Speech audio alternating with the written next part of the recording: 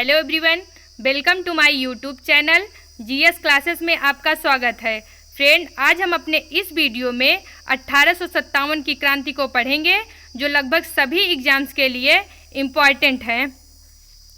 Friend, हम आपको बता दें कि हमारे यूट्यूब चैनल यानी जीएस क्लासेस पर आप लोगों के लिए बीईओ के प्रैक्टिस सेट लगातार प्रोवाइड किए जा रहे हैं, तो आप उसे ज़रूर देखें। और वीकली करंट अफेयर की क्लासेस भी संडे से मिलने लगेगी, जिसमें हम सभी तथा एग्जाम में पूछे जाने वाले मोस्ट इम्पॉर्टेंट करंट अफेयर को कवर करेंगे।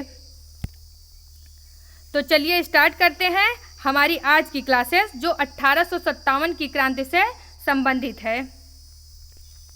हमारा फर्स्ट क्वेश्चन है, 1857 का विद्रोह असफल था। क्यों असफल था? क्योंकि बहादुर शाह जफर के नेतृत्व को जन सहयोग नहीं मिला था और अधिकांश महत्वपूर्ण रियासतों के शासक उनका साथ देने से कतरा गए। वहीं दूसरा रीजन क्या था कि भारतीयों में एकता की कमी थी। और तीसरा था, प्रायः भारतीय राजाओं ने ब्रिटिश सरकार का साथ दिया। जो भारतीय राजा थे वो क्या थे? ब्रिटिश सरकार का साथ दिए थे। और अंतिम रीजन है कि ब्रिटिश सिपाही कहीं अच्छे संगठित थे। हमारा अगला क्वेश्चन है, 1857 के विद्रोह का मुख्य कारण क्या था? 1857 के विद्रोह का मुख्य कारण क्या था? तो 1857 के विद्रोह का सबसे मुख्य कारण अंग्रेजों द्वारा भारतीय जनता का आर्थिक शोषण था, जबकि तात्कालिक कारण चर्बी युक्त कारतूस वाली घटना थी, जिसने भारतीय सैनिकों की धार्मिक आस्था को चोट पहुंचाई। उस चर्बी युक्त कारतूस में क्या था? उसमें गाय एवं सूअर की चर्बी मिली हुई थी। किसकी? गाय एवं सूअर की चर्बी मिली हुई थी, जिसमें क्या था कि जो भारतीय सैनिक थे वो अपनी धार्मिक आस्था से बाहर समझते थे या हट के समझते थे इसको। और अगला रीजन क्या है कि हड़प नीति, लॉर्ड डलहौजी की हड़प नीति और बेली जली की सहायक संधि, मुगल बादशाह का अपमान मतलब उस टाइम के जो मुगल बादशाह थे वो कौन थे? बहादुर शाह जफर। कौन? बहादुर शाह जफर थे। उस टाइम में फ्रेंड आपको बता दें कि जो ब्रिटिश कंपनी थी या जो अंग्रेज थे वो बोलते थे dog and India are not allow. तो आप समझ लीजिए कि उस टाइम इंडियन की वैल्यू क्या थी, मतलब इंडियन की सिचुएशन क्या रही होगी पूरे वर्ल्ड के सामने। मुगल बादशाह का अपमान मतलब जो मुगल बादशाह थे उनको कहा गया कि आप वृद्ध हो गए हैं, अब आपसे शासन नहीं चल रहा है, आप इस शासन को क्या करिए? कंपनी के हाथ छोड़ दीजिए। और अगला रीजन क्या है कि भारत पर कंपनी का नियंत्रण। भारत पर क्या था? कंपनी का नियंत्रण। एक कंपनी क्या थी? भारत पर नियंत्रण कर ली थी, उसमें मतलब टैक्स फ्री व्यापार करती थी। और इससे क्या था कि जो भारतीय हथकरघा या हैंडलूम वाले रहते थे उनका क्या था? वो दिनों दिन परेशान होते गए। और अगला रीजन क्या है? अवध का विलय मतलब जब इलाहाबाद की संधि होती है उसके बाद से अवध ने कभी भी अंग्रेजों के खिलाफ कोई भी काम नहीं किया। कब से? इलाहाबाद की संधि के बाद। बावजूद इसके क्या होता है कि कंपनी या फिर ब्रिटिश ईस्ट इंडिया कंपनी द्वारा कहा जाता है, अवध के नवाब उस टाइम कौन रहते हैं? वाजिद अली शाह। कौन? वाजिद अली शाह।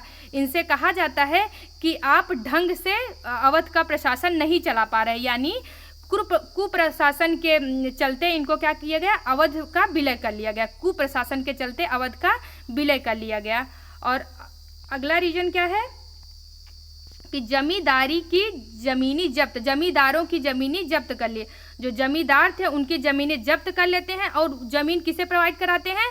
जो उनके हितैषी रहते हैं, जो भारतीय उनके हितैषी रहते हैं, ज़मीन उसको प्रोवाइड करा देते हैं। यही रीजन है कि 1857 की क्रांति में एक तो जमींदार और दूसरे साहूकार क्या होते हैं? 1857 की क्रांति में पूरी तरह क्या करते हैं? अंग्रेजों की हेल्प करते हैं, भारतीयों की पूरी तरह से क्या करते हैं? उनके विरोध में खड़े रहते हैं। वहीं जो शिक्षित वर्ग रहते हैं वो क्या करते हैं? तो शिक्षित वर्ग तटस्थ रहते हैं, ना तो वो अंग्रेजों के पक्ष में बोलते हैं और ना ही वो भारतीयों के पक्ष में बोलते हैं। भू व्यवस्था भू व्यवस्था मतलब जो उस टाइम के महालवाड़ी, रैयतवाड़ी और ये सब व्यवस्था चल रही थी, वो भारतीय कृषकों की क्या रीढ़ की हड्डी तोड़ देती है। करों में बढ़ोतरी, जो करों में बढ़ोतरी मतलब जो इंडियन प्रोडक्ट था उसमें ज़्यादातर टैक्स लगाए जाते थे। इससे क्या थे, जो भारतीय हथकरघा उद्योग से रिलेटेड थे या जो भारतीय लघु उद्योग से, सूक्ष्म मध्य उद्योगों से रिलेटेड थे, वो क्या हुआ, उनके सामान की क्वालिटी बेहद अंग्रेजों की तुलना में बहुत अच्छी थी, लेकिन ये अपने सामान को किससे, हाथ से बनाते थे। और अंग्रेज क्या करते थे, उसी सामान को मशीन के द्वारा बनाते थे। तो अंग्रेजों के माल जो थे, एक तो वो टैक्स फ्री रहते थे, दूसरे वो हाथ से बनाए जाते थे। यही रीजन है कि उनके सामान क्वालिटी में भले ही कम अच्छे होते थे, लेकिन उनकी कीमतें कम होती थी। तो मार्केट में जब कीमतें जिसकी कम होती है, लोग उसी को ज़्यादा प्रिफर करते हैं। अगला रीजन है कृषि एवं कुटीर उद्योगों का विनाश। कृषि एवं कुटीर उद्योगों का विनाश हो जाता है। व्यापार पर ब्रिटिश नियंत्रण हमने बता दिया था, क्योंकि फर्रुख सियर इसके बाद के जो शासक रहते हैं लगातार ब्रिटिशों को टैक्स फ्री व्यापार करने की अनुमति देते हैं और पूरे मार्केट पे क्या करते हैं, कंपनी अपना शासन स्थापित कर लेती है या फिर पूरा नियंत्रण स्थापित कर लेती है। अगला रीजन क्या है कि ईसाई धर्म को श्रेष्ठ बताना। ईसाई धर्म को श्रेष्ठ बताना, कंपनी या फिर ब्रिटिश क्या करते थे, वो ईसाई धर्म को श्रेष्ठ बताते थे, वहीं हिंदू, मुस्लिम और जो अदर धर्म रहते थे उसको हीनता की भावना से देखते थे। और अगला रीजन है कि हिंदू धर्म में हस्तक्षेप मतलब उस टाइम भले ही वो सती प्रथा व फिर विधवा पुनर्विवाह जैसी कुप्रथा को दूर करते हैं, लेकिन उस टाइम जो इंडियंस है उनके मन में जो ब्रिटिशर है उनके लिए एक गंदी इमेज बन जाती है। इसीलिए जो ब्रिटिशर के अच्छे काम रहते हैं वो भी इंडियन को पसंद नहीं आते हैं। हालांकि ये जो सती प्रथा या फिर विधवा पुनर्विवाह की प्रथा है, वो भारत में या भारतीय जो हिंदू धर्म में संबंधित कुप्रथा को दूर करने का कोई प्रयास नहीं रहता है। वो अपने साम्राज्य को विस्तार करने की एक अलग नीति अपनाते हैं। मतलब सती प्रथा या फिर विधवा पुनर्विवाह के तहत वो क्या करते हैं, विधवाओं से स्वयं विवाह करते हैं और अपने साम्राज्य का विस्तार करना चाहते हैं। हमारा अगला क्वेश्चन है 1857 का विद्रोह कहाँ से प्रारंभ हुआ। 1857 का विद्रोह कहाँ से प्रारंभ हुआ, तो इसका राइट आंसर है मेरठ से। कहाँ से, मेरठ से तैयार हुआ। कहाँ से, मेरठ से स्टार्ट हुआ। फ्रेंड, इसका मेरठ से 1857 की क्रांति कब स्टार्ट हुई, 10 मई 1857 के इम्पॉर्टेंट डेट है। 10 मई 1857 को मेरठ से 1857 की क्रांति स्टार्ट हुई और उसका प्रतीक क्या था, तो उसका प्रतीक कमल और रोटी था। क्या, कमल और रोटी था। हमारा नेक्स्ट क्वेश्चन है 1857 के विद्रोह के समय भारत का गवर्नर जनरल कौन था। तो भारत का गवर्नर जनरल कौन रहता है, तो उस टाइम लॉर्ड हेस्टिंग रहते हैं। उस टाइम लॉर्ड कैनिन रहते हैं, लॉर्ड कैनिन। इसके पहले कौन रहते हैं भारत के गवर्नर जनरल, तो लॉर्ड डलहौजी रहते हैं। इसी में आप कनेक्ट कर लीजिए 1853 में क्या करते हैं, लॉर्ड डलहौजी 1853 में लॉर्ड डलहौजी रेल स्टार्ट करते हैं। क्या, रेल स्टार्ट करते हैं। इसके बाद कौन आते हैं, तो कैनिन आते हैं। तो कैनिन किससे संबंधित है, 1857 की क्रांति से संबंधित है। इसके बाद हमारा नेक्स्ट क्वेश्चन है 1857 की क्रांति के समय ब्रिटेन के प्रधानमंत्री कौन थे। ब्रिटेन के प्रधानमंत्री कौन रहते हैं, तो लॉर्ड पामस्टन रहते हैं। कौन, लॉर्ड पामस्टन। राइट आंसर हमारा क्या है, ए, लॉर्ड पामस्टन रहते हैं। हमारा नेक्स्ट क्वेश्चन है प्रथम भारतीय सिपाही कौन था जिसने चर्बी युक्त कारतूस को प्रयोग करने से मना कर दिया था। क्या, चर्बी युक्त कारतूस को प्रयोग करने से मना कर दिया था। तो कौन थे, तो हमारा राइट आंसर इसका क्या है, बी, मंगल पांडे थे। कौन, मंगल पांडे थे।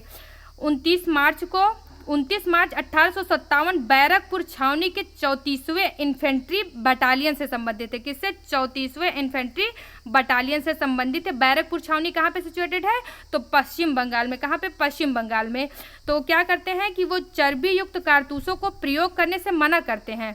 कब, 29 मार्च 1857 को 29 मार्च को मना करते हैं और इसके बाद एक ब्रिटिशर की हत्या कर देते हैं। परिणाम क्या होता है कि 8 अप्रैल को, इतनी जल्दी 29 मार्च को वो मना करते हैं और 8 अप्रैल को क्या कर दिया जाता है, मंगल पांडे को फांसी दे दी जाती है। जब 8 अप्रैल को मंगल पांडे को फांसी दे दी जाती है तो यहीं से सैनिकों में कंपनी के खिलाफ बहुत अधिक संतोष बढ़ जाता है। सैनिकों में कंपनी के खिलाफ बहुत अधिक असंतोष बढ़ जाता है। हमारा नेक्स्ट क्वेश्चन है,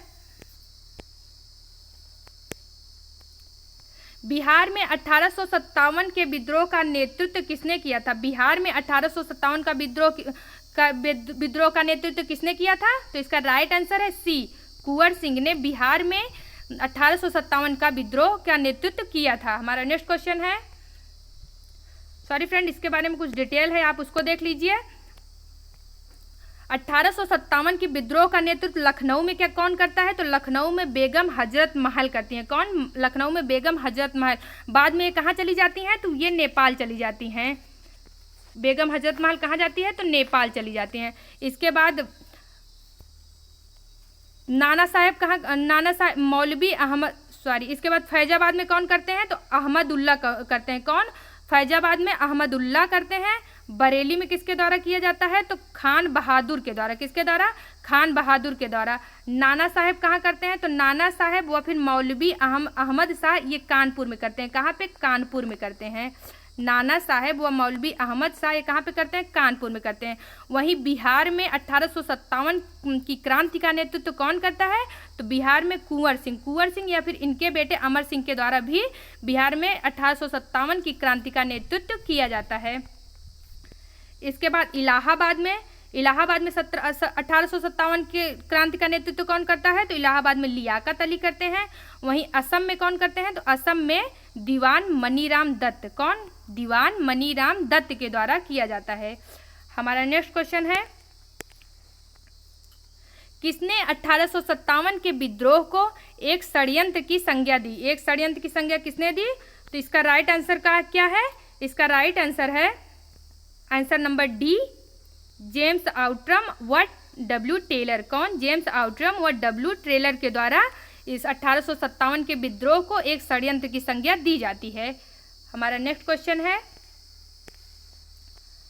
1857 विद्रोह के समय इलाहाबाद इलाहाबाद को आपातकालीन मुख्यालय बनाया तो किसने बनाया था? तो लॉर्ड कैनिंग ने बनाया था। किसने? Option number C, Lord Canning के द्वारा इलाहाबाद को आपातकालीन मुख्यालय बनाया गया था। इसमें कुछ क्वेश्चन है जो प्रेजेंट ऑफ माइंड पे बिलोंग करते हैं। कैसे कि उस टाइम लॉर्ड कैनिंग ही रहे थे, उस टाइम ब्रिटिश गवर्नर कौन थे? Lord Canning. तो इसका आंसर आप वैसे भी सोच के लगा सकते हैं कि इसका आंसर क्या हो सकता है? लॉर्ड कैनिंग हो सकता है। हमारा नेक्स्ट क्वेश्चन है, 1857 में किसे मान सिंह ने धोखा दिया और फिर अंग्रेजों ने गिरफ्तार कर फांसी दे दी? किसे मान सिंह ने धोखा दिया, बाद में अंग्रेजों ने गिरफ्तार कर फांसी दे दी? तो कौन रहते हैं? तात्या टोपे। कौन रहते हैं? Right answer is B, Tatya Tope रहते हैं। तात्या टोपे का बचपन का नाम क्या रहता है? रामचंद्र पांडुरंग। क्या? रामचंद्र पांडुरंग रहता है। हमारा अगला क्वेश्चन है, रानी लक्ष्मीबाई को अंतिम युद्ध में किससे सामना करना पड़ा था? रानी लक्ष्मीबाई को अंतिम युद्ध में किससे सामना करना पड़ा था? तो इसका राइट आंसर क्या होगा? इसका राइट आंसर बी होगा, यानी ह्यूरोज से सामना करना पड़ा था। रानी लक्ष्मीबाई का जन्म कहाँ होता है? वाराणसी में होता है। वहीं रानी लक्ष्मीबाई की समाधि ग्वालियर में स्थित है। कहाँ पे? ग्वालियर में स्थित है। रानी लक्ष्मीबाई के बचपन का नाम क्या है? तो मणिकर्णिका है। क्या? मणिकर्णिका। ये सारे क्वेश्चन एग्जाम में पूछे जाते हैं, इसीलिए हम यहाँ पे डिस्कस कर दे रहे हैं। हमारा अगला क्वेश्चन है, 1857 के विद्रोह के दौरान बहादुर शाह ने किसे शाह ए आलम बहादुर का खिताब दिया? तो किसे दिया था शाह ए आलम बहादुर का खिताब? तो इसका राइट आंसर क्या होगा? बख्त खां। राइट आंसर ए होगा, बख्त खां को क्या देते हैं? शाह ए आलम बहादुर खां का खिताब देते हैं। उस टाइम जो मुगल सेना का जो नेतृत्व कर रहा था, कौन कर रहा था? बख्त खां। उस टाइम मुगल सेना का नेतृत्व बख्त खां के द्वारा किया जाता है और बहादुर शाह जफर जो कि अंतिम मुगल बादशाह रहता है, उसके द्वारा बख्त खां को शाह ए आलम बहादुर की उपाधि दी जाती है। हमारा अगला क्वेश्चन है, 1857 के संघर्ष में भाग लेने वाले सिपाहियों की सर्वाधिक संख्या कहाँ थी? 1857 के संघर्ष में भाग लेने वाले सिपाहियों की सर्वाधिक संख्या कहाँ पे थी? तो वो हमारा राइट आंसर इसका क्या है? डी, अवध में। कहाँ पे? अवध में थी। फ्रेंड आपको बता दें 1857 के पहले क्या था कि जो सैनिकों की संख्या थी वो सबसे ज़्यादा कहाँ थी? अवध, बंगाल या फिर बिहार के क्षेत्रों में ली जाती है। लेकिन जब ब्रिटिशर ये देखते हैं कि ये सैनिक क्या करते हैं, वो भारतीयों का साथ देने लगते हैं। किसका? भारतीयों का साथ देने लगते हैं और अंग्रेजों का साथ नहीं देते हैं, तो परिणाम क्या होता है कि वो अब बाद में अपने सैनिकों में इनके जो बिहार साइड, अवध साइड या फिर बंगाल साइड के जो सैनिक रहते हैं उनकी भर्ती कम करते हैं, मतलब उनके नंबर कम जो है भर्ती करते हैं। वहीं पे सिखों के क्या है, सिख या फिर पंजाब या फिर हरियाणा के क्षेत्र जो है वहाँ पे सैनिकों की भर्ती की जो मात्रा है वो बढ़ा दी जाती है। क्यों? क्योंकि सिख लोग थे या फिर पंजाब हरियाणा क्षेत्र के जो भी लोग थे वो 1857 की क्रांति में या तो तटस्थ दिखते हैं या फिर अंग्रेजों का फेवर करते हुए दिखते हैं। हमारा अगला क्वेश्चन है 1857 के विद्रोह में किस नेता का नाम धोधू पंत था? किस नेता का नाम धोधू पंत था? तो किसका नाम? नाना साहेब। नाना साहेब को धोधू पंत के नाम से भी जाना जाता है। किसको? नाना साहेब को धोधू पंत के नाम। वहीं हमने बोला तात्या टोपे को किस नाम से जाना जाता है? तो तात्या टोपे को रामचंद्र पांडुरंग के नाम से, किसके? रामचंद्र पांडुरंग के नाम से जाना जाता है। हमारा अगला क्वेश्चन है 1857 के विद्रोह की शक्ति का सबसे महत्वपूर्ण तत्व क्या था? तो इसका सबसे महत्वपूर्ण तत्व क्या था? इसका राइट आंसर इज बी होगा। क्या? हिंदू मुस्लिम एकता। क्या? हिंदू मुस्लिम एकता। क्यों? 1857 की क्रांति के बाद जितने भी फ्रीडम मूवमेंट हुए या फिर प्रेजेंट टाइम तक, आज तक उस टाइप की यूनिटी हिंदू और मुस्लिम में कभी भी देखने को नहीं मिली। यही रीजन है कि 1857 की क्रांति में हिंदू और मुस्लिम इतने यूनिटी से दिखे कि ब्रिटिश कहीं ना कहीं इससे बहुत घबरा जाते हैं। लेकिन कहीं ना कहीं कुछ कमियां रह जाती हैं, जैसे एक लीडर का अभाव होता है, और जो क्रांति है वो अलग अलग क्षेत्रों में अलग अलग टाइम उभरता है। मतलब इलाहाबाद में कभी, लखनऊ में कभी, झांसी में कभी, ग्वालियर। यही रीजन है कि अंग्रेज इसको इजीली दबा देते हैं। तो 1857 की क्रांति जो है वो असफल रहती है, नहीं तो हिंदू और मुस्लिम की जो यूनिटी थी वो बहुत अच्छी देखने को मिलती है। हमारा अगला क्वेश्चन है भारत के शिक्षक वर्ग 1857 की क्रांति में थे तो क्या थे शिक्षक वर्ग? वो तटस्थ रहे। आंसर नंबर सी, वो तटस्थ रहते हैं। जहाँ पे शिक्षक वर्ग तटस्थ रहते हैं वहीं पे साहूकार अथवा जमींदार वो क्या करते हैं? वो अंग्रेजों का या फिर कंपनी का साथ देते हैं। ये भी रीजन है कि जो 1857 की क्रांति है वो असफल रहती है। अगर सारे लोग मिल के अंग्रेजों के खिलाफ खड़े होते तो हमको लगता है 1857 में ही भारत को स्वतंत्रता मिल जाती। हमारा अगला क्वेश्चन है 1857 के विद्रोह के बाद भारतीय फौज के नवगठन के लिए कौन सा आयोग बनाया गया था? तो कौन सा आयोग बनाया गया था? तो इसका राइट आंसर क्या है? इसका राइट आंसर ए है। क्या? Right answer A, peel commission. Peel commission का गठन किया गया था। पील कमीशन की क्या रिकमेंडेशन थी? पील कमीशन ने अंग्रेजों में, सेना में अंग्रेजों और भारतीय का अनुपात, अंग्रेज और भारतीय का अनुपात क्या 1:1:7 से घटाकर कितना कर देते हैं? 1:4 कर देते हैं। कौन? पील कमीशन के द्वारा। इसके पहले क्या थी? 1857 की क्रांति के पहले क्या थी? अगर एक ब्रिटिश सेना में था तो 7 इंडियन थे। इसके बाद क्या कर देते हैं कि अगर एक ब्रिटिश सेना में है तो 4 इंडियन रहेंगे। एक इसकी रिकमेंडेशन है तो पील कमीशन की, किसकी? पील कमीशन की रिकमेंडेशन पे ऐसा करते हैं। हमारा अगला क्वेश्चन है 1857 के विद्रोह को किस उर्दू कवि ने देखा था? 1857 के विद्रोह को किस उर्दू कवि ने देखा था? जिसका राइट आंसर सी होगा, मिर्जा गालिब। मिर्जा गालिब के द्वारा 1857 के विद्रोह को देखा गया था। हमारा अगला क्वेश्चन है